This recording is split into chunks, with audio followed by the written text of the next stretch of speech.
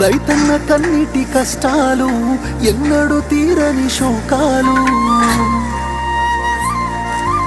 అప్పులతో ఆత్మహత్యలు, తలరాత మారని బ్రతుకులు.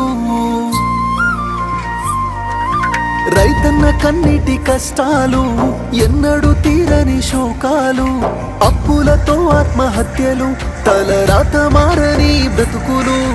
నష్టాన్ని కష్టాన్ని భరించి రైతన్న, అవమానమాకలి ఎదిరించి రైతన్న మన కోసమే కష్టపడతాడు, మన కడుపులని నింపుతాడు. అయినా రైతన్నకి నాడు ఉండదు కంటి నిండా కునుకు, రైతన్నకే పూట దొరకదు కడుపు నిండా మెతుకు. అయ్యో రైతన్నకే నాడు ఉండదు కంటి నిండా కునుకు, రైతన్నకే